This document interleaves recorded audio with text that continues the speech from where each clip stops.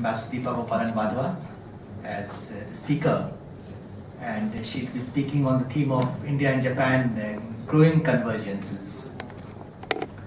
Now, Deepa, as you know, was ambassador in Tokyo until December 2015, from 2012 until 2015, and this was a period which saw, in many ways, the blossoming of India-Japan relations. It's a period characterized by growing convergences between India and Japan in different domains, strategic, political, defense and security, economic, commercial, cultural. I had good fortune of being associated with this relationship 10 years earlier, from 2003 until 2007, when I was Joint Secretary East Asia. In some ways, that was a formative period for the development of strategic linkages between India and Japan, when India became the largest recipient of Japanese ODA, especially under Koizumi. Japan started taking a close, look at India as a partner, including in the strategic domain. When we launched projects like dedicated freight corridor and CPAR, Delhi-Mumbai Industrial Corridor, we had the first defense cooperation agreement during visit of then Defense Minister Pranab Mukherjee to Japan in 2006. But those were still early days. What Deepa witnessed and contributed immensely to was a period of, in many ways, flowering of relations between these two countries. And it's a relationship which is poised for major expansion because of major convergences we have, and that's the theme Deepa will talk about. But it's also a relationship which continues to live well below potential, well below what is promised on both sides. So in terms of implementation, we still come short compared to what we promise. I will, without any further elaboration, I'll request Deepa to make her opening remarks. Deepa, as you know, is eminently qualified to speak on this theme, not only because she was an ambassador in Tokyo, but also because she has immense experience of the region, 3 postings in Hong Kong and Beijing, and someone who has been involved with the Asia-Pacific region in different ways.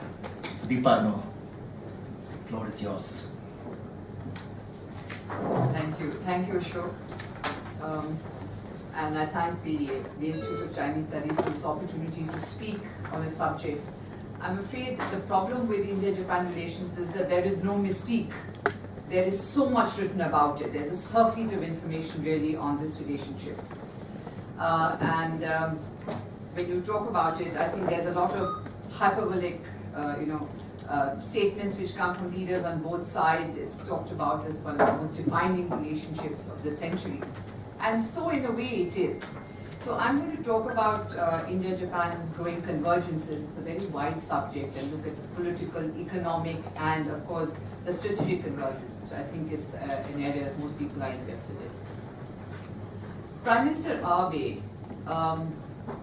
likes to call the relationship between India and Japan as a relationship with the greatest potential in the world. Prime Minister Modi, on his first visit in 2014, said that the future of the Asia-Pacific region would be determined by this relationship. And given the growing importance of the Asia-Pacific region, he said so would it have an impact globally. So this is the kind of importance that our leaders have had to say about this relationship. Now, there are 2 points of note in what has been said. One is that indeed there has been a very dramatic change in this relationship since 2000, as compared to the period before, when it was generally a relationship without problems, but perhaps in a state of status. The second is, as Ashok just said, the issue of potential. I think we've been sort of stuck in this state of potential for a very long time. And the relationship really, though much has happened, is work in progress. And there is work to be done and to sustain this relationship, but I think the good news is that we are certainly on the path. There is a certain imperative which is moving this relationship on.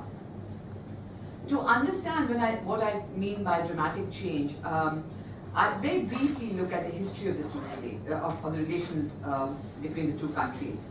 Soon after, in the late 40s, our independence, soon after the Second World War, I think the relationship was very high on feel-good symbolism. So you have India not attending the San Francisco conference in 1951, waiving reparation. The peace treaty independently signed in 1952 with Japan. You have Prime Minister Abe's grandfather, Nobsuke Kishi, Prime Minister Kishi, coming to India in 1957. At the same time, the same year, we have return visit by Prime Minister Nehru. Then you have President Rajendra Prasad going in 1958, which is the year that we actually we started accepting our first yen loans. We were the first country in the Asia, then not called the Asia Pacific, but in the Asian region to accept these yen loans, because soon after the war, people were really not willing at that point of time to accept any aid from Japan. And then there was a visit by the Crown Prince and Princess in 1960. Thereafter, I think both countries, in a way, found ourselves boxed into different corners because of the Cold War, or the perception that we were in different camps. And therefore, they took about 23 years between the visit of Prime Minister Ikeda in 1961 and the next visit by Prime Minister Nakasone in 1984. And the record on our side also was about similar. So in that period, I think ODA really formed the ballast of the relationship. There were a few highs, and this was, the Suzuki coming into the small car market in India, which I think changed in many ways really Indian industry. And in 1991, the assistance by Japan. So there were those highs, but then this was really overtaken in 1998 by our tests, when the Japanese reaction was far stronger than any. They cited, for obvious reasons, their own history as being the only victims of the nuclear war, and therefore felt extremely let down. And I think the sanctions in Japan, and perhaps the unhappiness with this stayed for a much longer time than it did with the West and the other countries. But soon after, as the West and the US initiated political dialogue with us, the Japanese started re-looking at the relationship. And at this point of time, we had Prime Minister Yoshiro Mori. Now, Prime Minister Mori loves to regale one with stories, he's still there, about how he made this breakthrough in Japan-India relations in the face of opposition from the Foreign Office and most of Japanese political parties were not very sure about this. This visit by him, which was in 2000, established the global partnership, as it was called, the global partnership in the 21st century, and probably laid the foundation for what was a very significant qualitative change in the relationship. Now, the reasons for this are not far to see. One, of course, I said probably what Japan has always looked over its shoulder at what the US was doing, and there was warming US-India relations at that time. There was India's growing economic heft, very evident economic complementarities as Indian markets matured. And they perhaps were foreseeing the rise of China, that they had contributed in a big way to this rise of China. I think perhaps was the largest single, were investors in the development of China in terms of technology and finance and so on. But they were perhaps with a sense of some sort of sense of unease seeing the rise of China. Since then, since the 2000, we established a fairly regular pattern of exchanges at the prime ministerial level. And since 2006, we have had annual prime ministerial summits between the two countries. Now, Japan has such summits only with India, with no other country in the world to have annual prime ministerial summits. India, of course, has it, I think, with Russia and with Japan. I'm not sure whether France also, but certainly with these two. The global partnership over time evolved to the global and strategic partnership, and from there, during Prime Minister Modi's visit, it was called the Special Global and Strategic Partnership, to show that there were emerging convergences in all areas. Now it's interesting that it was called a global partnership from the beginning. So you were really not looking at only the bilateral relationship, but you were looking for a much wider remit to the relationship, and this is, I think, significant as to what followed. Now, Prime Minister Modi's visit to Japan in 2014 was his first visit outside South Asia. So he had been to Nepal and a bilateral visit to Nepal, Bhutan and Nepal. But soon after taking office, he had said that his first visit outside South Asia would be Japan, and so it was. Now, why I mention this is that this points to political convergence across political parties on both sides. And this bipartisan support, I think, again, is very important in the relationship. Of course, both countries are bound by the fact that we are both the largest, one calls it the largest, and one the oldest democracies, and therefore, again, bound by common values, which we speak about, and when we say we are bound by common values, we're also insinuating who are not bound by these values. I mentioned self-evident economic complementarities, and there has been an emerging congruence on regional challenges, and the realization that more can be achieved if we work together to achieve our strategic objectives. Another issue which bound us together were common interests on global issues. And here, I think at that point of time, at the turn of the century, there was UNSC reforms in the belief that something would come about soon, as it didn't happen. But also other issues such as counterterrorism, cybersecurity, climate change, global issues of importance, where we had common interests, not necessarily completely converging, but certainly there was a value in working together on these issues. Now, what happened with this was that we then set about establishing a very complex, multi-layered architecture of dialogue between the two countries. So at the apex, you had the prime ministers who were meeting every year. And then you had exchanges across the board. You have a strategic dialogue where you have a foreign minister, you have a comprehensive defense dialogue, you have a 2+2 dialogue at the level of the foreign secretary and defense secretary, you have a defense policy dialogue, you have dialogues on economic issues. And what has happened with this dialogue, dialogue between the Raksha Mantri and the defense minister of Japan?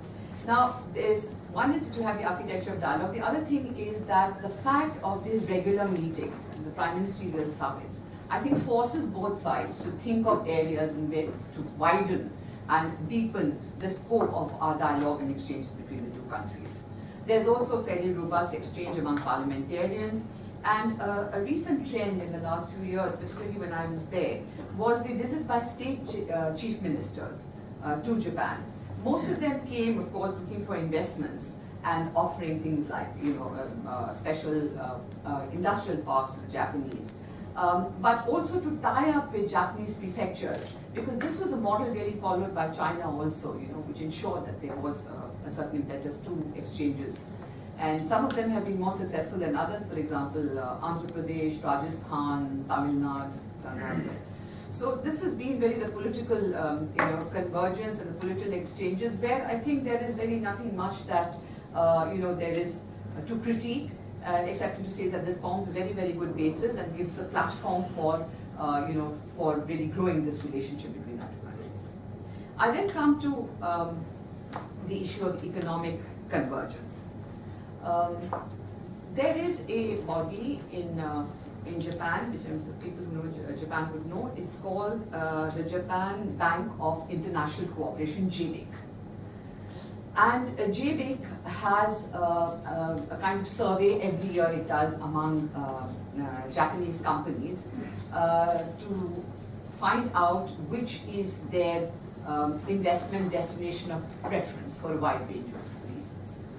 I was more surprised that for all the time that I was there, the 3 years that we were there, that India emerged as the most favored destination in the medium to long term, overtaking China at some point of time even.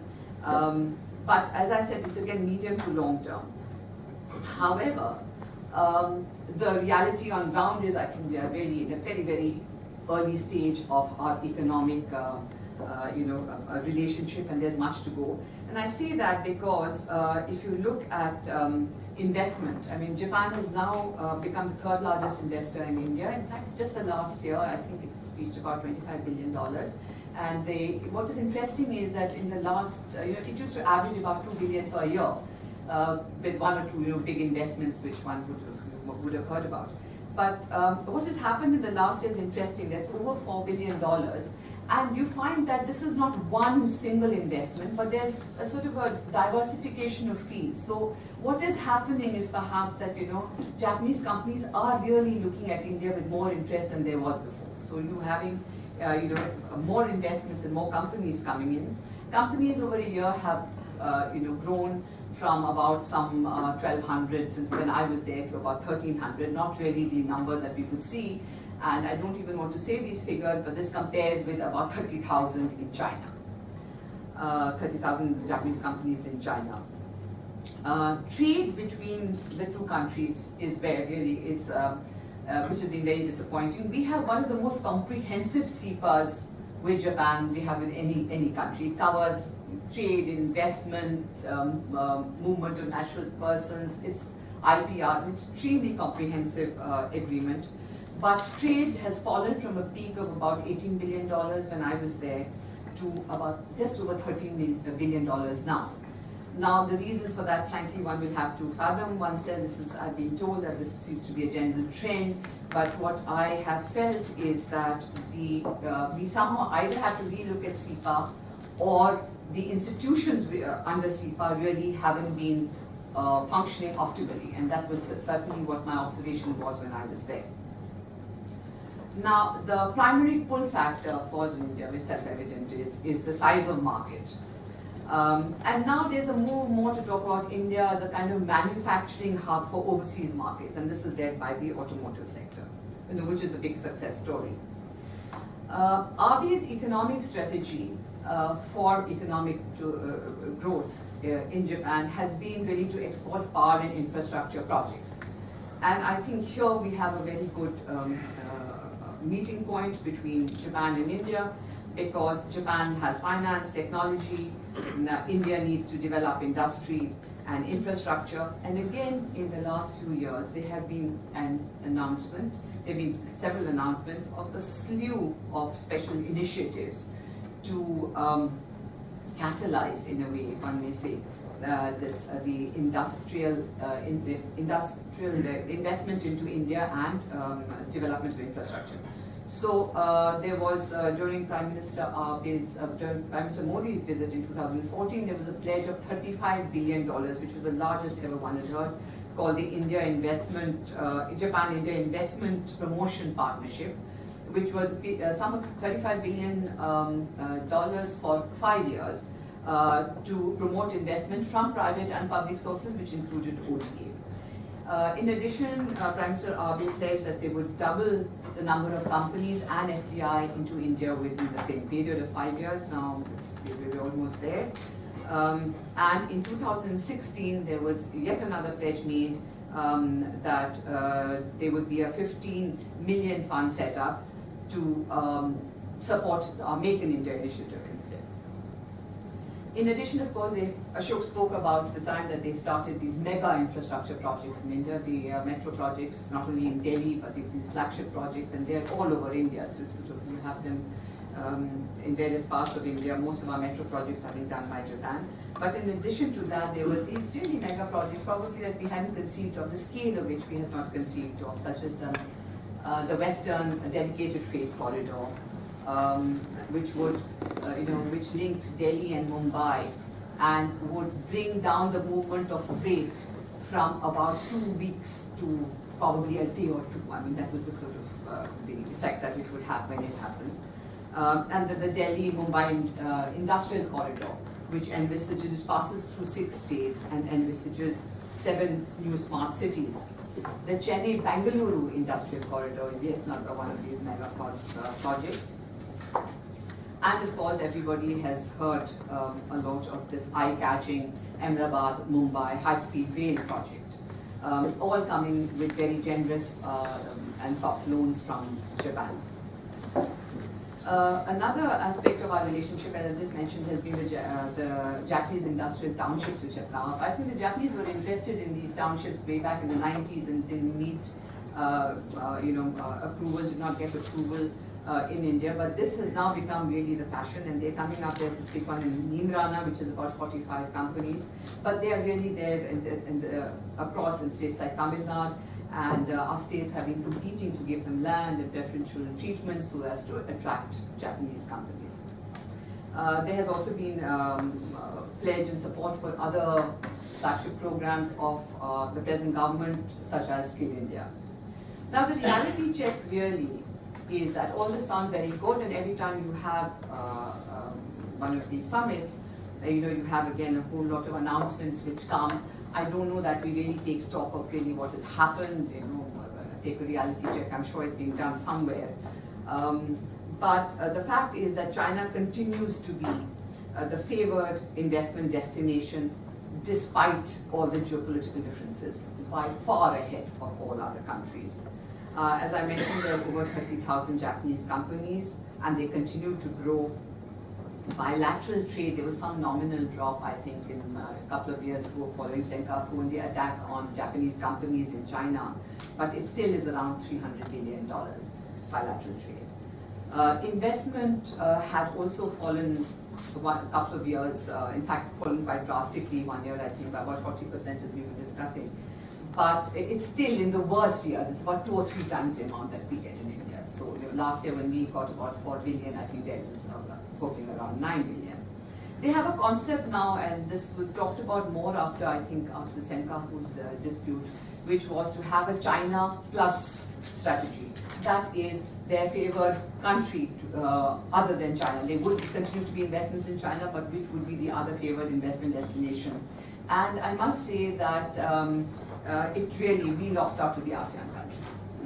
So ASEAN countries, including Myanmar, emerged as the alternate centers where some of the industries from China were also moved. As I mentioned, the CEPA institutions are not really working. In the services, that is the IT and the pharma areas where we are finding it really very difficult to penetrate the Japanese market, but I think that is not surprising, that has always been a problem. What is interesting is that even in IT and IT-enabled services, where they have the second largest market in the world after the US, we barely have about 2% of the market, and which is dominated, in fact, by China. So, as far as economic convergence is concerned, I think economic interdependence is really, really quite a long way off. Maybe if all these mega infrastructure projects, they develop as they are, as per their blueprints, maybe things will change, and maybe when we're seeing investment grow in the last year, suddenly double, maybe this is the beginning of a new trajectory of growth in economic relations between our two countries. But again, the potential is what we are talking about more than really what is happening on the ground. The one that really catches eyeballs and international attention in the area is the strategic convergence between the two countries, and much is written about it. And the fact that we upgraded this relationship from global to strategic to special strategic. So on, the focus has really been on the strategic congruence between the two countries. In this new phase of our relationship, focus is both on the bilateral, but as the moniker Global and Strategic Partnership denotes, also converging regional and global interests, and the desire of both to take our regional and desire both countries to take on greater, I think, regional and global responsibilities. Bilaterally, I first look at bilaterally the strategic convergences between the two countries, and I think this has been manifest in the growing defense and security relationship. In fact, Ashok mentioned that it was during his time as Joint Secretary that we had the first ever visit by a Raksha Mantri to Japan, which was I think 2006. And before that, the Prime Minister Koizumi's visit, which really, Prime Minister Mori was the first to make a breakthrough, but I think a foundation of a lot that is happening today was laid during the time of Prime Minister Koizumi's visit. So the other areas of strategic convergence, I think one is the defense and security area, and the other is cooperation in the peaceful use of nuclear energy. I suppose all of you who know Japan, you know that it was not an easy agreement to be able to reach. It took over 6 years for sensitivities on the Japanese side, problems with Fukushima and so on. And other areas are such as counter-terrorism, cyber security, and these are the new areas where we have been talking and have new dialogues instituted. In this new phase, what has been remarkable is the progress really in, and the fast progress in defense and security ties. Starting from virtually nothing, completely a blank slate, which was due to Japan's self-imposed restraints, I think hesitation from Japan's side more than us. Defense cooperation has taken off since the 2005 visit of Prime Minister Koizumi and the summit with Prime Minister Manmohan Singh, which was then followed by the first ever visit by Raksha Mantri, during which a menu of bilateral dialogues, contacts and visits was established.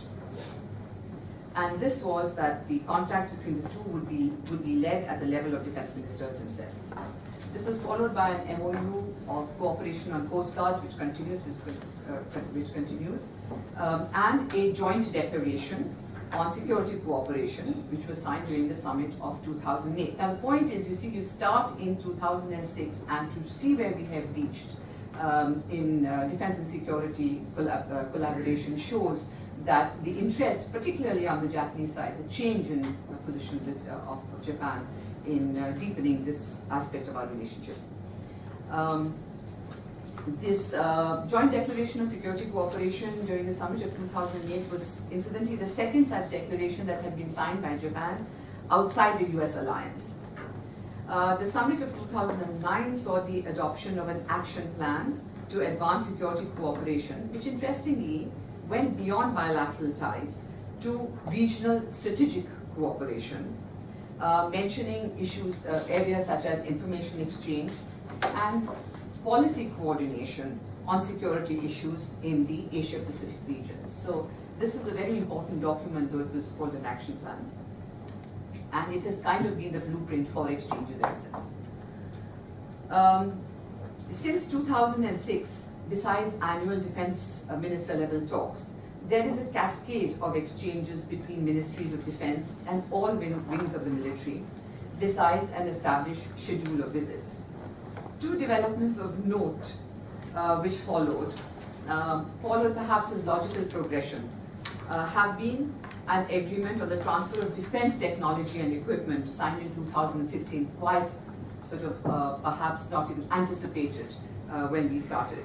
And the establishment of naval exercises. The first were bilateral naval exercises for a couple of years, and then the invitation to Japan to join as a regular member of the Indo-US Malabar exercise. Another area of evolving strategic convergence on the bilateral front has been cooperation in the area of counterterrorism and mutual recognition of terrorism as a leading global security threat. Following the killing of several Japanese nationals in Algeria, they were working on, I think, one of these projects, and this was in perhaps 2013, and the beheading of a couple of Japanese nationals in Syria by the ISIS. I think Japan has now become far more responsive to the threat posed by terrorism, and has sought to deepen dialogue and exchange information in this area. I mean, earlier there was perhaps a certain amount of hesitation to go full throttle. Their responsiveness to our sensitivities is due to the cross-border terrorism emanating from Pakistan has also grown. And this is reflected in the progress language used in our joint statements, the annual joint statements after the prime ministerial visits. Prime Ministerial Summit starting from 2014, which was for the first time that there was mention of bringing the perpetrators of the Mumbai 2008 attack to justice, without mentioning Pakistan. This was followed by calling for the elimination of terrorist havens and infrastructure in 2015. For the first time in 2016, after the Uri attack, we actually had the naming of Pakistan. The first time that Pakistan was named as in the document, in our joint statements. This year, the joint statement that is issued after the big summit has more or less followed the precedent of naming of various terrorist groups, which includes the Jaish-e-Mohammed and the Lashkar-e-Taiba. Japan's shift from its traditional balanced position on the India-Japan conflict is a result of our growing convergence of threat perceptions and also its own increasing vulnerability to terrorist attacks. At the same time, the conundrum that it faces is that it supports the US coalition efforts in Afghanistan as a member of that alliance, I think, and also views Pakistan from that perspective as a frontline state in the context of the fight against terror. And continues, perhaps again I feel at the behest of the US, to support efforts to stabilize Pakistan's economy and the political situation there. So I think it is kind of a little torn between these two imperatives that are there, but it certainly we find Japan far more responsive to our concerns on terrorism. In the context of the cooperation of the now extended definition of the Asia-Pacific to the Indo-Pacific, and I think everybody knows Prime Minister Abe's role in this when he talked about the confluence of the seas and the inclusion of India in the Asia-Pacific. If you remember, even when as APEC was being formed, I don't think India was seen as part of the Asia-Pacific region. So this is perhaps a deliberate move by Prime Minister Abe to say that India fitted in very well in the remit of Asia, and the giving coinage to this word which was till then in academia, Indo-Pacific. Now, both countries have in recent years talked about aligning Japan's free and open Indo-Pacific strategy with India's Act East policy. The stated objective is to enhance maritime security cooperation in the region, improve connectivity in the wider Indo-Pacific, and strengthen cooperation with the ASEAN countries. The reason for this convergence is, I think, quite clear, which is the changing balance of power in the region, with the rise in assertiveness of China. For Japan, the importance is, I think, to remain a front-ranking power, and for China and for India to play a larger role in the region. Japan also finds that it's kind of the fear threats that it had of its deteriorating security environment are coming to fruition, are coming to become reality because of what is happening with North Korea, and also the extension of maritime and naval power of China in their immediate vicinity and in the larger Indo-Pacific region. There is also the importance of the security of the sea lanes to not only the economies of the two countries, but also I think of the other smaller countries in the region who are looking for Japan and India to play a role here. In addition, there's convergence on the rise of non-traditional threats such as piracy, smuggling, the transnational crimes, which has also propelled those security cooperation among Japan and India. The regional security environment has therefore become a significant factor in the convergence of strategic ties between India and Japan. And we, in our various interactions at the political level, we have reiterated calls for freedom of navigation in the Indo-Pacific, demanded access to resources in accordance with the principle of international law, and oppose the use of force or the threat of use of force to resolve conflicts. The emphasis, of course, is on the need to safeguard sea lanes and to build maritime domain awareness. The importance that Japan gives to India is, of course, the location of India as sort of midway between the West Asia and Africa and the Far East, where very much of its commerce is carried on. There's also the realization of the need for, and this is very interesting, of geo-economic initiatives to counter China's growing coercive economic power and the leverage that it seems to exert on smaller countries, which is what has resulted in a greater focus on connectivity-related initiatives, such as the Asia-Africa Growth Corridor, and in South Asia itself, projects which link our Northeast with ASEAN. There's also talk of connectivity within South Asia. I think Sri Lanka to India, the Japanese were interested in. Other expressions of strategic convergence have been dialogue involving third countries, such as the US, India, Japan dialogue at the ministerial, which has been now elevated, I believe, at the ministerial level, and the India-Japan, Australia dialogue at the official level. The latest manifestation of converging strategic interests has been the revival of the concept of the security diamond, very dear to Prime Minister Abe's heart, and I think he, though at one point of time, he had to disband the idea, I think it has been revived with some amount of success, and the first meeting of the Quad, which was held recently at the official level. To conclude, there is no doubt of growing convergences between India and Japan in the political, economic, security, and strategic areas. And this certainly has given a new salience to the relationship and the geopolitical landscape of the Indo-Pacific region.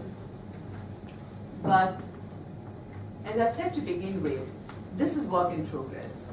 I think the focus really continues to be on the potential of the relationship. And we would really have to work on it.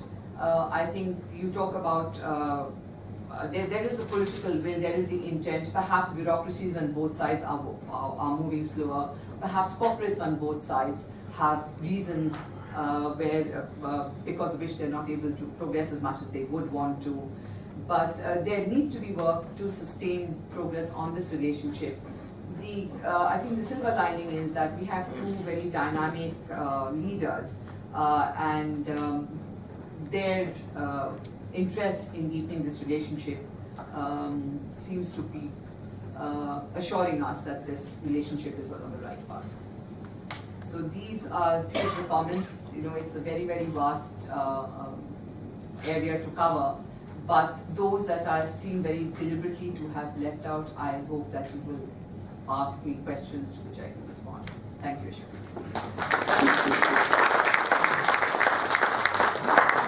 Thank you very much, Deepa, for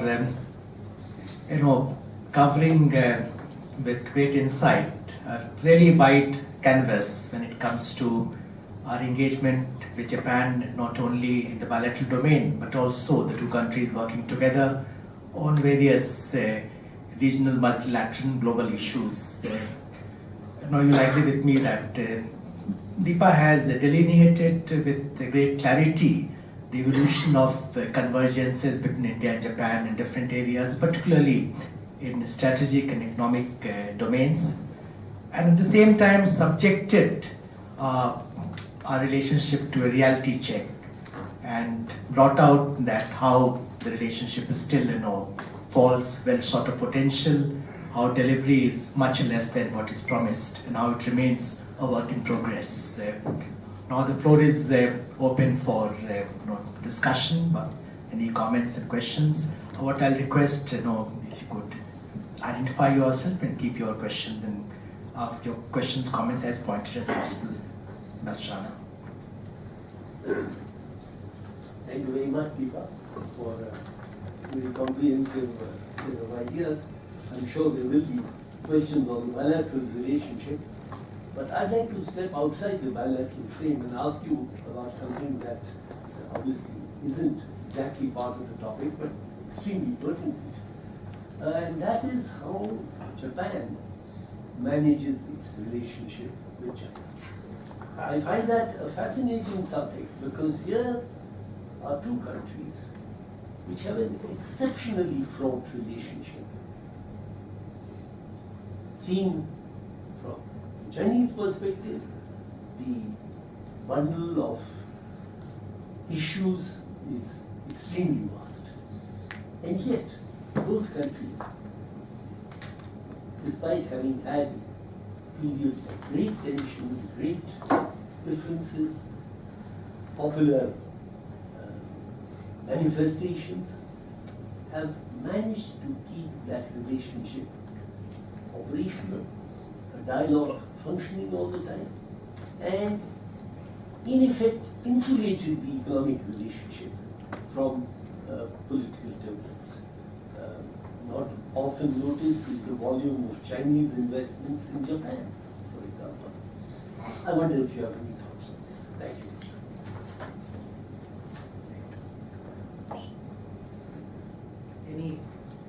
Any questions on this particular topic, issue Ambassador Anna has raised?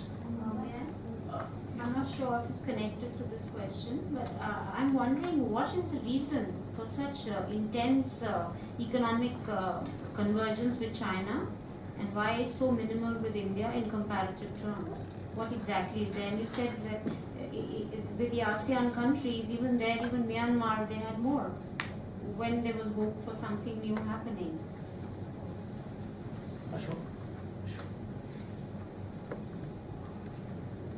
Thank you very much, Ambassador Wadhwa, for an excellent introduction, as you said, to this subject, which has many ramifications.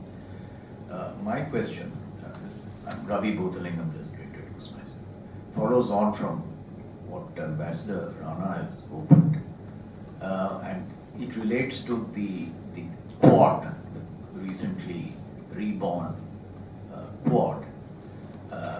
And my question is this, that since Japan has managed its relationships, as Ambassador Rana said, with China, very adroitly despite all these problems, why is it now taking the front step, as it were, as Prime Minister Abe took the step, reviving the so-called Quad? Why is it doing that now, at this stage, when some of the other partners in the Quad, and Australia is highly interrelated with China on trade? I would even say Australia is somewhat dependent on China. Japan and China, you can say, are interdependent. Japan also sent an observer or somebody to the Belt and Road, so it's not taken a totally adverse position. So when all that seems to be in terms of its continuing to manage tensions as well as opportunities well, why this step now, which seems to tilt the balance somewhat into a more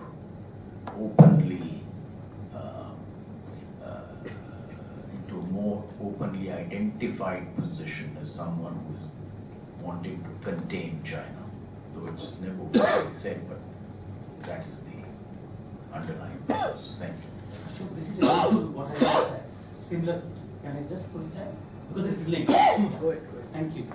Deepa, just, I wonder if I'm trying to avoid this much hated word, hyphenation, but is there any linkage between the three bilateral components of the relationship?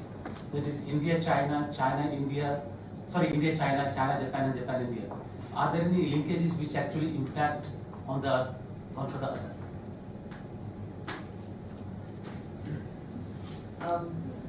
Thank you for the questions. I think I'll take part of them, and Ashok is also probably, since it's all on China, in a much better position than me to respond to some of them.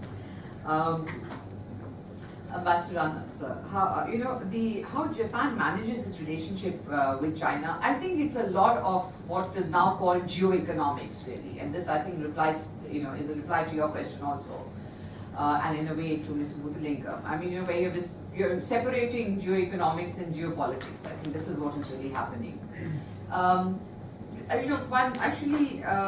The economic relationship between Japan and China seems to be completely irreversible, and it's just so deep. So I think there are constituencies on both sides which will make sure that the relationship is managed and doesn't deteriorate beyond a particular point. And you could see that, because I went there as ambassador in 2012 when the Senkaku problem happened. And initially, of course, there was great outrage, of course, the Chinese said, but the Japanese also. But there seemed to be such a need to somehow re-establish dialogue, that hope that something could come out of it.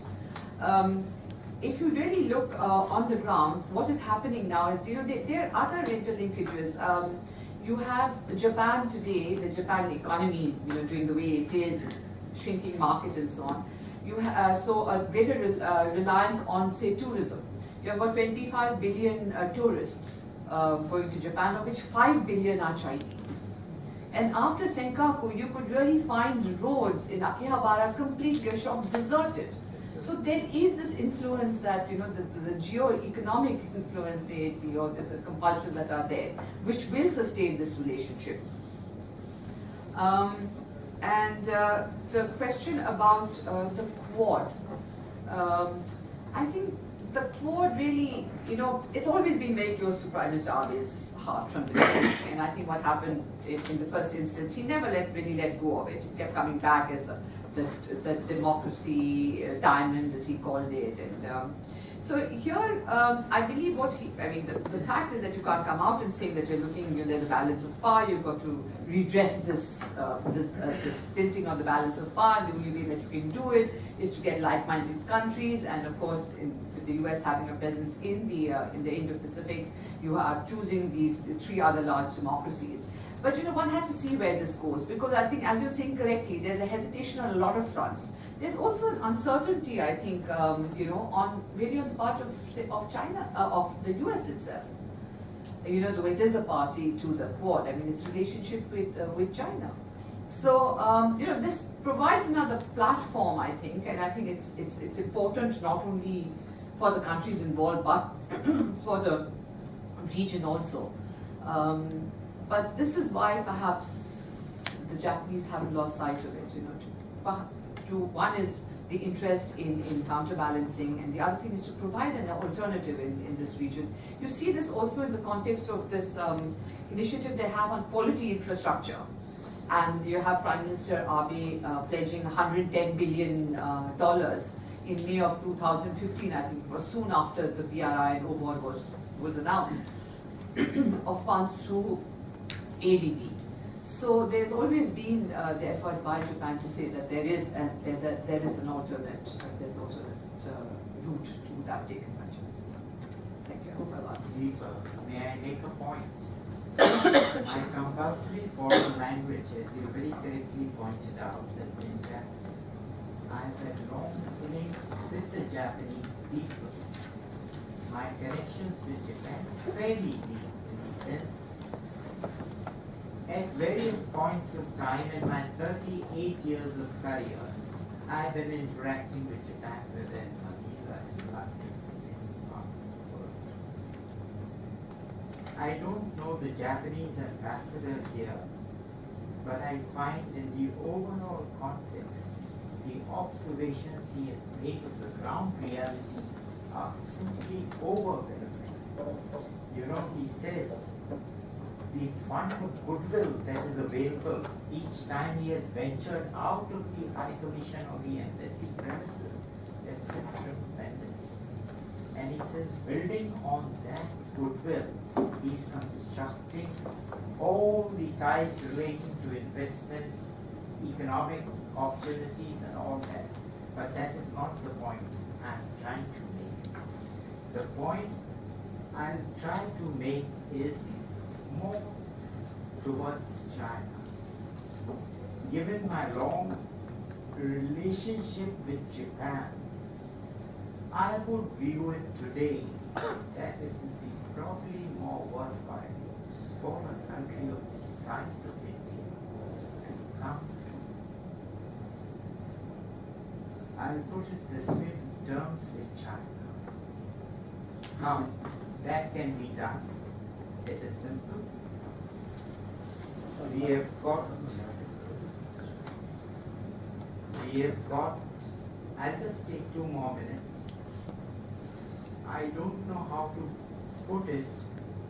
We have got our old friend, or scoundrel, whichever way I'm saying it, okay, Dalai Lama. No, it's pointed out all along in the newspapers, but I must say, that's why I'm saying it. So in the overall context, I think the reality of China is something we have to come to grips with immediately now. Tomorrow it will be too late. Thank you, Madhu. First, apologies to Suresh. Suresh, I think your question is better answered by Ashok. Come on. I think the ambassador to China, I think, should answer that. Madhav, I just want to endorse what you said. In fact, I missed it out when I was giving this presentation, that this relationship is not only based on bipartisan support, but also tremendous public goodwill on both sides. I mean, certainly so. And I don't think that, our building of our relationship with Japan kind of is exclusive in the sense that it excludes China. I'm sure Ashok will be able to say that, be able to speak on that. Deepa, then, just I'll take a minute. I'm so sorry for. Madhav, can you just want to? Sure. Some years back, the Japanese were thinking of a China Plus strategy, and Japanese were wanting a China Plus strategy, but the beneficiaries were the Southeast Asian countries, and India lost out. Why was that? Something related? No. Srimati, actually, I mean, it wasn't that we kind of lost out. What did happen was also because I think China got less competitive, labor costs went up and so on. There were reasons why Japanese companies wanted to move out. But I think at that point of time, Myanmar and Vietnam were perhaps more attractive than Indian destinations. It's not as if we did not at all gain. But the preferred destinations, I mean, they certainly got more investments than we did at that stage. And in India, what has happened with Japan is, I mean, the Japanese companies that have come in have constantly complained about the lack of infrastructure. So it's a bit of a chicken and egg. You establish the infrastructure and then, companies come in. I mean, where do you begin? I'm sure that, that trend, if I was looking at investment figures as I prepared for this talk, and certainly in the last year, investment into India per se has been more than Southeast, not individual countries in Southeast Asia, but if you take ASEAN as a whole, of course, it is more. But they have been in that region for a much longer time, and so there's also comfort, there's comfort, there's also cultural comfort, as they like to say, in that region. I mean, India in that way is a relatively new area. Thank you.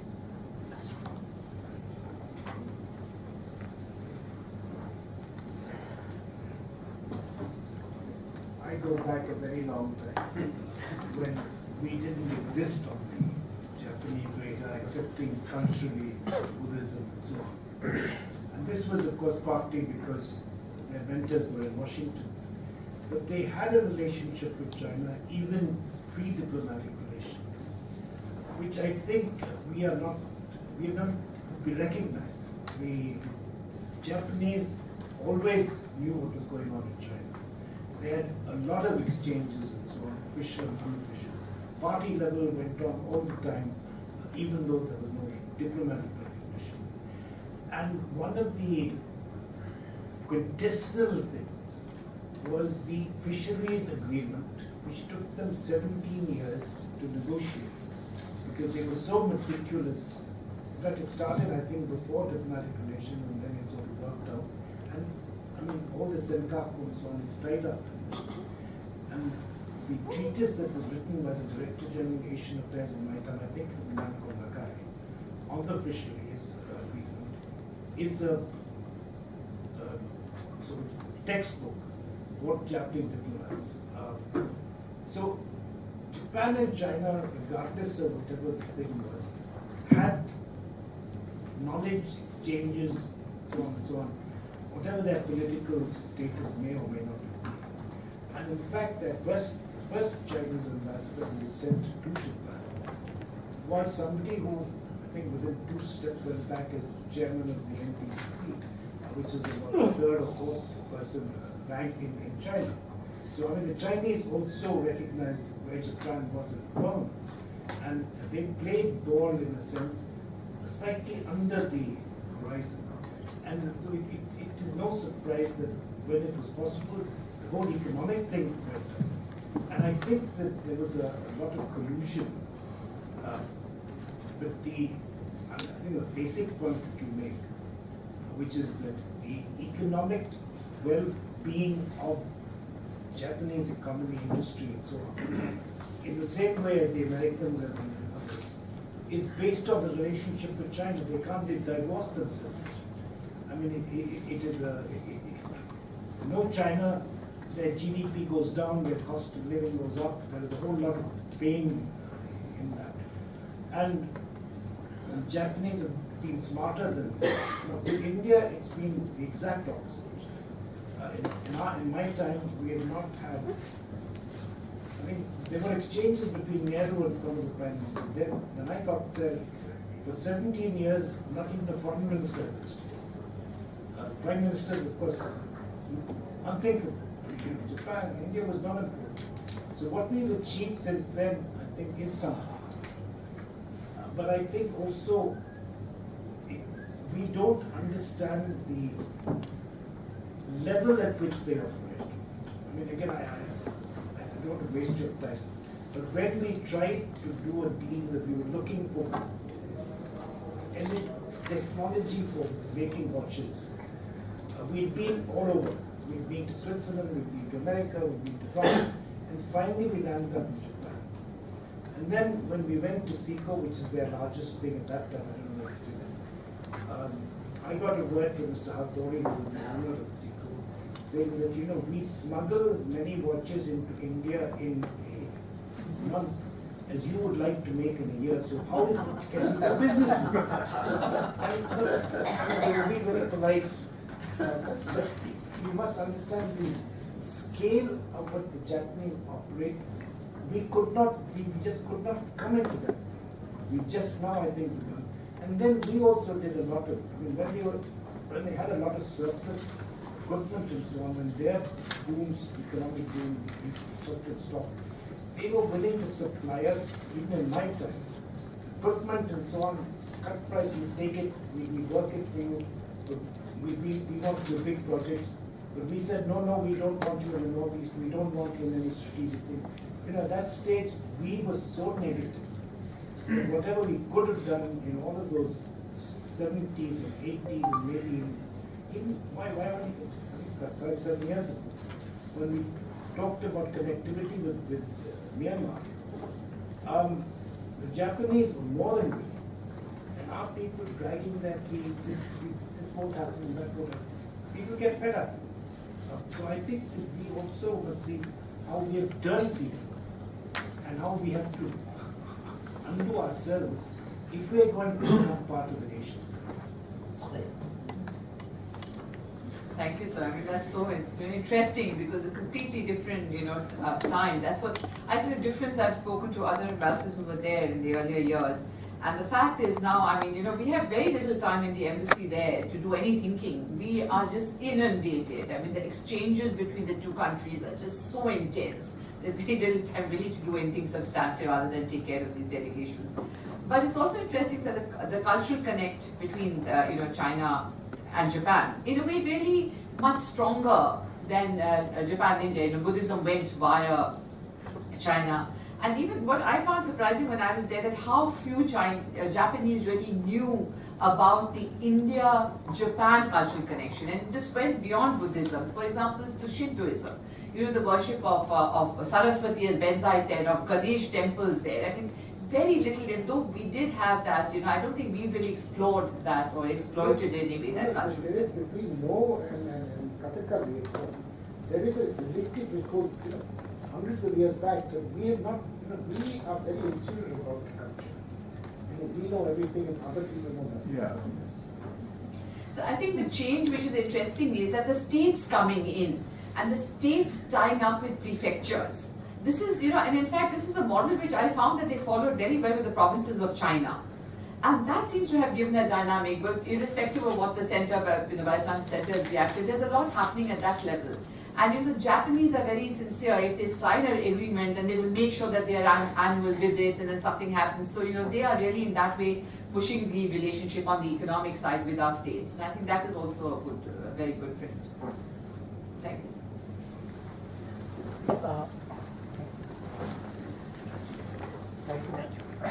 Thank you, Mike, for your nice presentation. I am Shamshad Ahmad Khan. I'm a student of Japanese Studies. Nowadays, I'm trying to understand Japan and India's geoeconomics, their convergence and divergence. The more I try to read, the more I get confused. I think that you can solve this puzzle. When when AIIB was being formed, India joined as a founding member, but Japan opted out. And then when the BRI was being formed, Japan thought that through its idea of partnership in quality of infrastructure, China's growing economic preeminence could be challenged.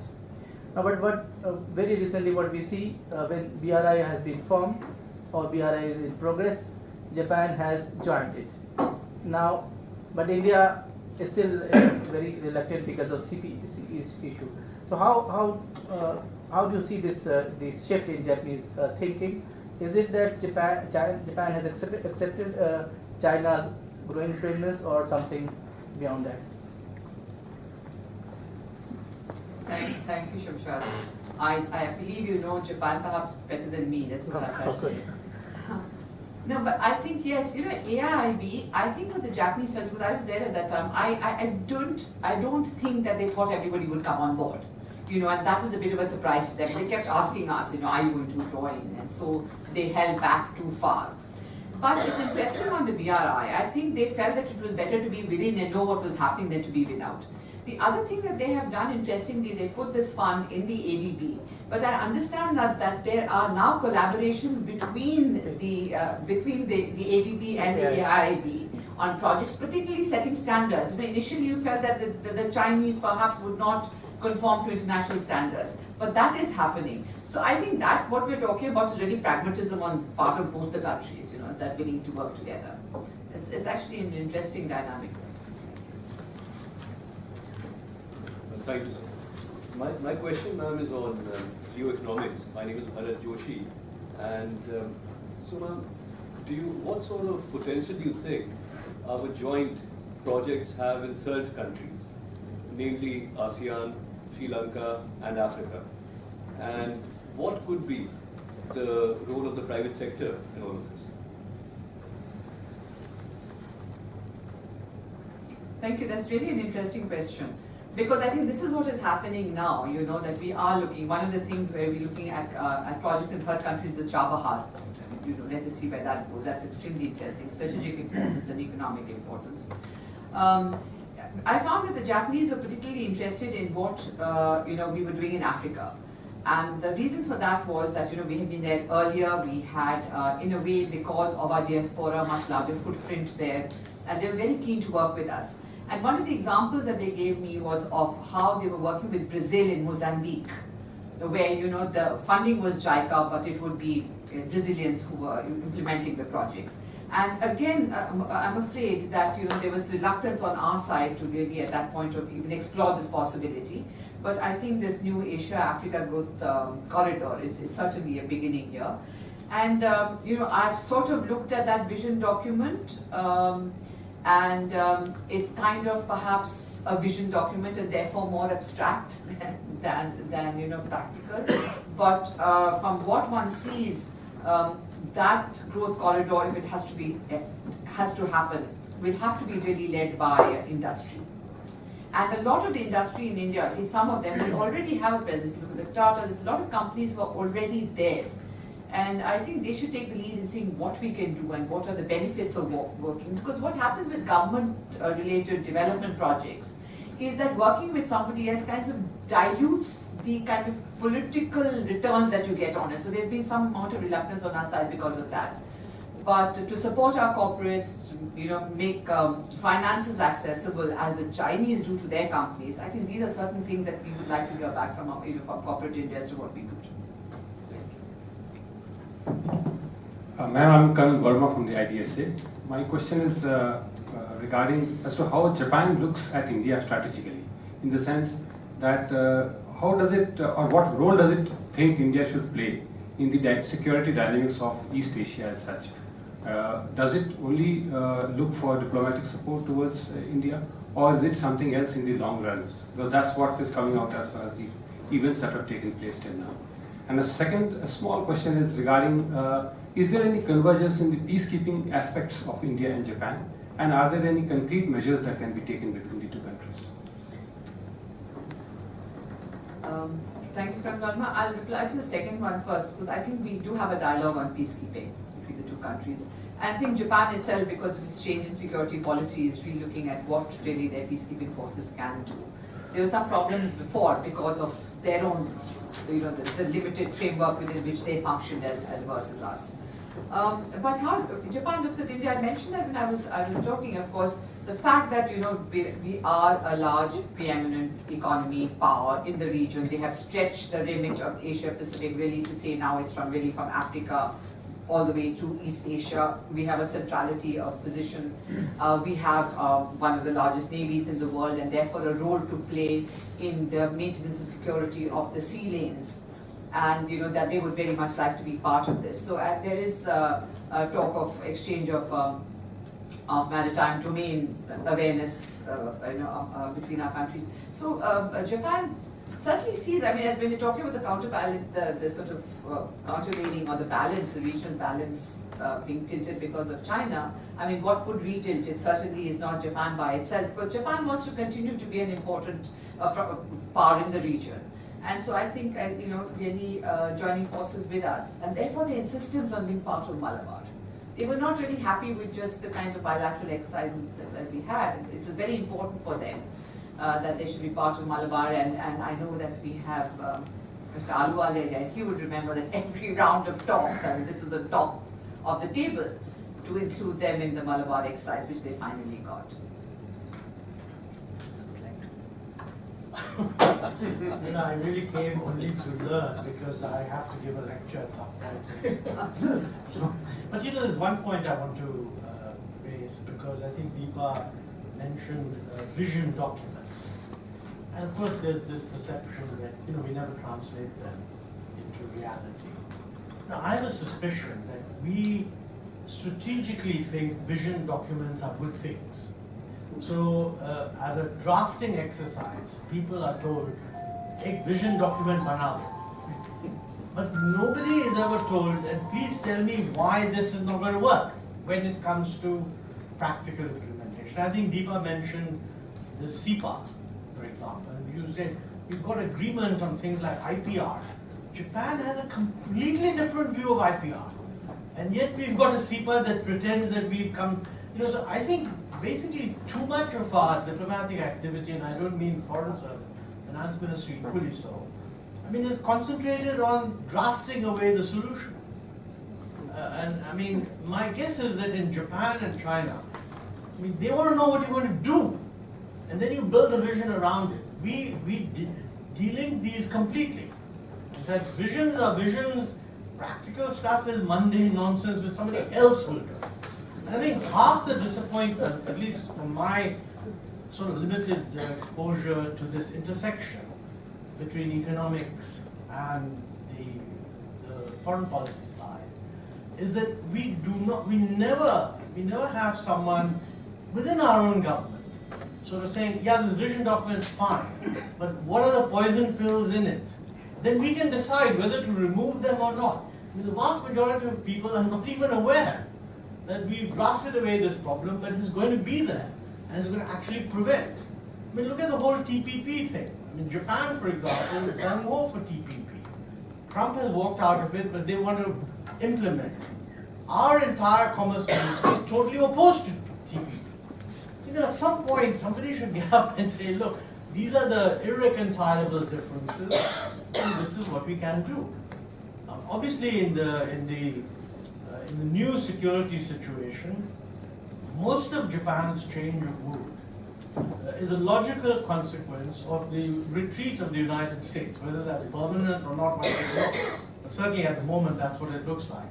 So if you were Japan and you had based your entire geostrategic perception on the fact that Uncle Sam is there, and all of a sudden somebody must have told them that, you know, maybe he is, but maybe he's not. And certainly he's saying he's not going to be there. Obviously you rethink. And India comes out quite big. But you know, on India's side, I mean, ultimately, being an economist, I tend to think that all these relationships are anchored in more economic exchange. And for a very long time, we have not actually wanted to be, even when we started making changes in 1991, you know, there were sort of little bits of steps hoping that everything else will fall in place. We never actually sat down and said, this is what needs to be done. Of course, ODA is different. I mean, our general approach was, everybody who went to Japan to negotiate ODA, development assistance, I mean, it was quite clear that if the Japanese want to give another $1 billion, we'll say thank you very much, and it's wonderful. So there was no conflict there, no poison pill at all on our side. In every other thing, there are serious poison pills, mostly of our own making. Thank you. Thank you, sir. If I may add, you know, I think in about 1986 or so, Japan became our largest donor. And Ashok was mentioning that in about 2005 or 2006, you know, that we became the largest recipient of Japanese ODA. But you know, actually the figures always were that Japan was the largest recipient of Japanese aid, and recipient in the sense of actual utilization. So we had commitment much more than we were able to utilize. It was under 50%. But now I think that has improved, sir, because I find in the last year that has improved. But I think what we need to do is perhaps really, particularly on SEPA, I think it's time to look at it, you know, why has it worked, where has it not worked, what should we do? Because really nothing much seems to be happening on the economic front. No SEPA has actually worked. Because let's be clear, from an operational point of view, from a trade point of view, free trade agreements are hardcore things where you make a commitment, you will lower your tariffs, etc., and then some good comes out of it if you believe that. If you go back to the history of SEPA, which is, I think, Kamal Nath invented this horrible word, so he should actually pronounce it. The term was invented because of nervousness about free trade agreements. So it was felt that, you know, free trade agreements, let's call it a SEPA. So then if somebody said, have you signed the free trade agreement? The answer is no. We've signed the SEPA. Again, a vision which actually contains the poison pill in it, right? So I think that's really openness as a strategy and a belief that if we are open, we'll do well, has not been the basis of, unfortunately, even Indian industry. This is a big difference from Japan and ASEAN and these other, and certainly Europe. Somehow their leaders came to the conclusion that openness is good for you. I mean, in fact, Mr. Trump is reversing all this because, you know, he's the one who's departing from the traditional principle that openness is good for America. So, I mean, we've always been of his view.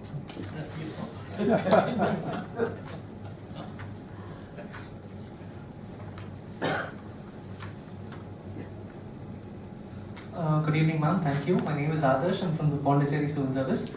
Two quick questions. One is on APEC. What is holding back India's membership in APEC? With the Quad's revival, is there prospects improve?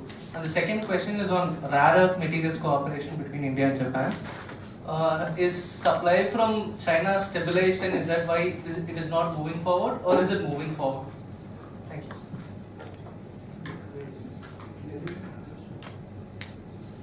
Thank you, Adarsh. You know, in APEC, of course, we have Japan has supported our membership, but I think there has to be a consensus, perhaps, which is eluding us. That is perhaps what the issue is. So, Quad or no Quad, I think all the existing members have to accept. And they're not looking for any more members, I think, at this point of time. That perhaps is a position. Since you've been in China, that's a position. I think think USA also has to really make up its mind that they would like us to be. Okay. On rare earths, I mean, there was this, this project that we had, which took a little while in the making for a variety of reasons. But I hope it is on stream now, because I believe it should be. And of course, what has happened is that China very much now dominates the market, decides prices. So one of the things that happened was that the project in India started looking unviable because of them manipulating the prices of rare earth. So I'm afraid I don't know very much beyond that. I really haven't. Thank you. I'm Sri Prakash, Professor in the Academy of International Studies. I've been earlier a senior fellow of the Japan Foundation, also started project in the 1990s. So I've been traveling around the region, and apart from that, I've been teaching a paper on globalization and South Asian economic development. And I know, most enlightening discussions and to learn, but I think that maybe we could put India-Japan relationship in terms of a localization perspective, which is what the last few days events in Hyderabad and others seem to indicate. We're looking at global conference and India has this advantage, I think, where Japan has to take note of it, that we have got economic and strategic relationship with Russia, with the US, and with Europe, including Britain. Although Britain might think that they are opting out of Europe in some ways. And whether or not Japan, in fact, we have a better global canvas than perhaps Japan has. And in strategic terms, Japan is much too close to the US in terms of the strategic relationship. So in the future, if India is successful in getting technology directly from the US, for example, the defense industry, telecommunication, and the robo, which was there in Hyderabad to greet the Prime Minister, and he was very striking in terms of its India's ability to draw in technology from different parts of the world. Then perhaps Japan has to take note of it also in the coming years, that they cannot entirely keep out of India and make India, the rest of the world much more attractive for India. That's one compelling reason also in the background perhaps where I think it is in mutual interest for India and Japan to have a scaled up relationship rather than a scaled down relationship. I wonder, what your view is in terms of the globalization and India is trying to push where the Japan relationship is. Thank you, sir. I don't think you could find an economy perhaps more globalized than Japan, and particularly now, as there's sort of a domestic shrinking of its market, it has no option but to look outward. And India is the largest, frankly, the largest market in a way available in terms of, there's such low penetration. It's very attractive to them. They've been they have a big footprint in China. So I really do believe that there is a mutuality of interest which is recognized and which is what has brought them here. There's no doubt about it. I think the issue is really in the way of perhaps, the different ways of doing business. They see, as I said, this whole chicken neck thing about infrastructure, which they complain about, that the infrastructure isn't up to speed, different ways of doing business. But we are getting there. We have this Japan Plus office, which is now there in the Ministry of Commerce, where we have actually Japanese officials who are there. And my own belief is, yes, we are getting there, at least in terms of investments. And once these infrastructure projects take off, and these parks take off, the industrial parks, I think we will see more companies coming in. Japanese generally tend to be, let me say, less adventurous than the Koreans, because you look at the Koreans in India, they're everywhere, And I think the Japanese tend to be more cautious, which is perhaps why it's taking them longer to come. Last. Okay. Well, I know economics is and security is of vital importance, but I'd like to veer to another area, which is culture. Could you briefly reflect on cultural convergence? Thank you. Yes, actually, as Ambassador Gonzalez said, that really was the mainstay. There was ODA and there was cultural convergence between the two countries. which sustain the relationship over a long period. Now what has happened, if you've seen, is in the last couple of years, this government has had these conferences getting together Buddhist scholars called Swathe. They had one conference here and one in Tokyo. It's basically kind of led by India and Japan, where we are again looking at various aspects of the shared cultural heritage that we have. And it goes beyond, of course, what comes from Buddhism and what goes beyond Buddhism also. This was a great it was a great thing for me to discover in Japan. I mean, the Shinto. I mean, of course, what the influence on the Shinto religion has also been via Buddhism in a way. But there is so much that there is in the cultural domain, and both sides, I think, at the level of the public, are fairly ignorant about each other. I mean, you know far more about, say, China, India than we do, and I think there's a lot of place for more serious study in this area, and a little more of dissemination of this this connection that we have with Japan. At some level, there's this, as I said, public perception is so positive in Japan about India, and I'm sure it is in India too.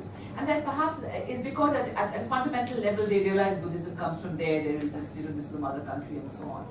But it's not manifest in any other. I think we'll have to bring this conversation to a closure now. So, well, thank you very much, Deepa, for most insightful presentation and fascinating Q&A session that followed. This discussion highlighted something which we tend to overlook today, how little we had by way of engagement in India and Japan even 15 years ago, and how much ground has been covered during last decade and a half. There is a degree of dissatisfaction about areas where the promise has not met with adequate delivery on part of two countries, how relationship remains a work in progress. But as Deepa has brought out very clearly, there has been this sea change, the landscape of engagement between India and Japan, not only bilateral engagement but also working together on regional, multilateral, global issues. And the possibilities which exist today are truly extraordinary. I think on this positive note, we would like to conclude today's Wednesday seminar with a big round of applause to Deepa for